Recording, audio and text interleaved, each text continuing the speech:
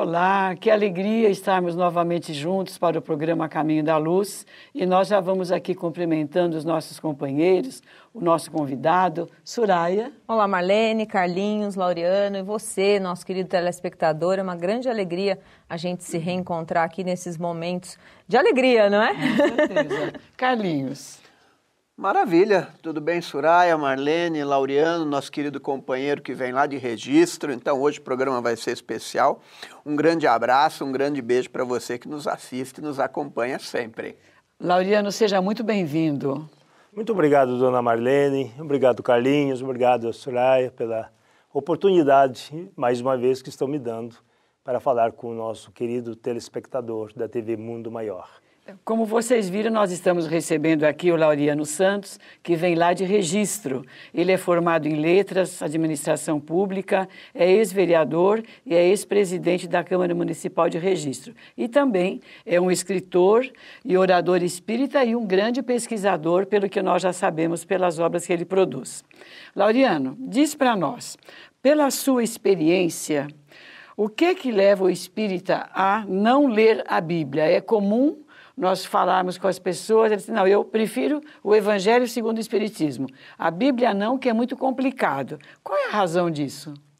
Na verdade, a proposta, com toda certeza, dos Espíritos, porque o Evangelho segundo o Espiritismo faz parte das obras da codificação, é trazer para nós de forma mais clara o que tem na Bíblia para a modificação do homem, para a transformação moral do homem. Então, o Evangelho segundo o Espiritismo, ele tem mais de 80% o Sermão do Monte, né? Então, que segundo Mohandas Karachand, o Gandhi, ele diz que que se perdesse todos os textos sagrados do mundo e sobrevivesse ou permanecesse tão somente o Sermão do Monte, a humanidade já teria um código moral para seguir. Então, o Evangelho segundo o Espiritismo vem nos trazer essa mensagem com uma clareza evidente. E a Bíblia, por que o espírita às vezes é um tanto arredio a leitura da Bíblia? Porque tem o Evangelho de forma mais aberta. Mas, contudo, nós fazemos um convite ao telespectador que busque ler a Bíblia com discernimento. Tá? O Paulo dizia que não mateis o espírito, não apagueis as escrituras, analisai todas as coisas e retendes o que vê de bom. Né? Então, nós precisamos ler tudo. Render graças a Deus porque nos deu a condição de aprender a ler e ler tudo, mas ter o discernimento para não comprarmos gato por lebre. Então, é a proposta que nós fazemos, sobretudo, aos espíritas, porque quando os nossos irmãos católicos ou protestantes dizem que a Bíblia condena o espiritismo, esqueçam isso. A Bíblia não condena o espiritismo, até porque não havia espiritismo à época que a Bíblia foi escrita. Havia os fenômenos espirituais que há desde que Deus criou o espírito. E é claro que o espírita, o estudioso da doutrina, quando ele ler a Bíblia, quando ele estudar a Bíblia, ele terá uma racionalidade ímpar para poder, de fato, interpretar o que está escrito ali, não é? Exatamente. Porque nós vamos ver metáforas, simbolismos, mitologias. Nós vamos ver muitas coisas da Bíblia. Quando se fala, mas Deus criou o homem, né? A sua imagem e semelhança. Então, pegou lá um pouco de barro, soprou-lhe as narinas e ele saiu andando. Então, nós vamos à origem, né, a etimologia das palavras. Vamos ver que Adão vem de Adam, que quer dizer terra. Eva, de Ava, quer dizer vida. Então, esta é a conjugação matéria e espírito, ou espírito e matéria, para a existência do homem, macho e fêmea. Então, isto é o Adão, isto é a Eva. Então, nós pensamos, mas Deus criou, estava lá no paraíso. Onde é o paraíso? Tá? de que tiveram 2 filhos, Caim e Abel. O Caim mata Abel e foge. E quando Deus lhe pergunta, que ele após ter matado, onde está seu irmão? Tal, e você vai ser perseguido por onde você for e tal. E ele foge e vai lá à terra e casa, constitui família. Casa com quem? O terceiro filho diz, mas o terceiro filho também é um homem, que é o Sete. Então não tem lógica nós engolirmos isso, nós precisamos analisar. Aí nós vamos na etimologia, né, das palavras, vamos ver que o Adão e a Eva é a constituição do homem realmente, é matéria e espírito. Laureano, a gente sabe que quando nós vamos nos hospedar em algum hotel, sempre tem lá a Bíblia do lado, né? Sim. Cada um de nós tem uma história na aproximação do entendimento, da leitura da Bíblia. Como é que você veio se apaixonar dessa forma, especificamente com tanto cuidado pela Bíblia? Desde quando isso foi forjado aí no seu espírito? O meu pai, ele era espírita. Mas toda noite antes de dormir, ele pegava a Bíblia e lia um trecho. E eu observava aquilo. Mais tarde, acompanhando a doutrina, mas sem esse estudo evangélico, eu assisti um orador que falava do Evangelho, usando os textos bíblicos, usando tal, e aquilo me empolgou. Eu procurei a estudar, depois passei realmente a buscar os textos, e isso fez com que eu veja na Bíblia um livro interessante.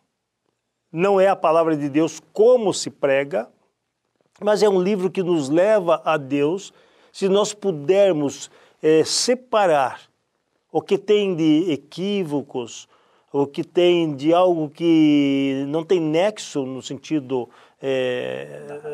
da razão, então, e aquilo que realmente tem sentido.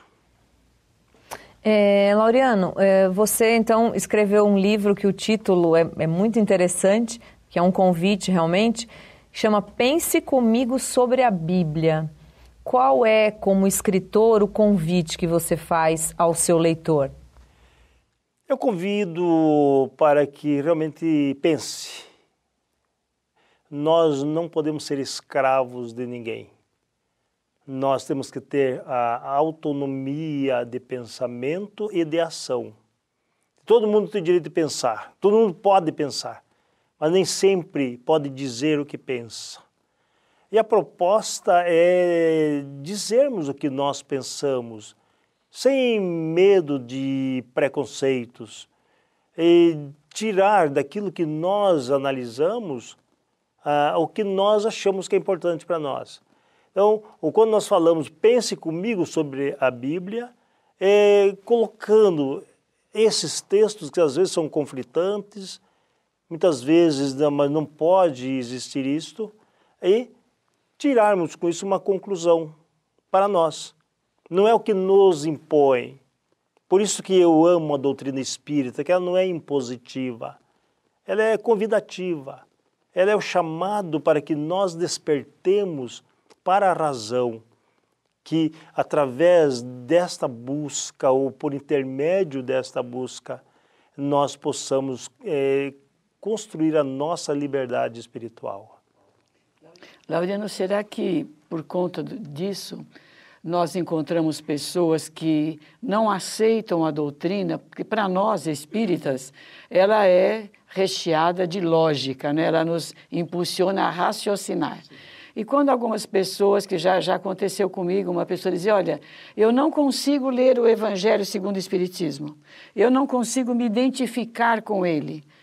Será que é porque ele é muito objetivo, ele é muito claro, e a Bíblia ela é mais rebuscada, e então a pessoa, na maioria não entende, na verdade, não entende a Bíblia, se põe que nem é papagaio a repetir determinados trechos marcados e fica naquele texto. E a doutrina espírita ela é muito lógica. Será que essa dificuldade de algumas pessoas aceitarem o espiritismo não seria porque nos obriga a raciocinar? Historicamente, nós somos dogmáticos. Então, as imposições, você creia nisto e nós não saímos do que nos é imposto. O Evangelho segundo o Espiritismo, ele nos traz todo esse campo, né, de reflexão, o entendimento, as instruções dos Espíritos, né, por várias comunicações. Então, e que aquele que realmente ler o Evangelho com espírito de liberdade, ele vai entender que é fundamental. Há pastores que utilizam o Evangelho segundo o Espiritismo, se falar o nome eles acham, né, não vão gostar, mas que utilizam para poder fazer as suas homilias, seus sermões. Eu tenho um amigo que é padre de formação, que vergou a batina por 10 anos e que acha que ali ele encontra muitas informações, né? Então, é importante a gente buscar realmente ler o Evangelho e aprender a ver a Bíblia com os olhos de discernimento, na verdade. Muito bem. Esse tema é bastante interessante porque desmistifica algumas coisas, né? E nós vamos pedir a vocês que aguardem, nós voltaremos já para continuarmos esse papo gostoso com o Laureano Santos, que está nos falando sobre a Bíblia. Aguarde aí.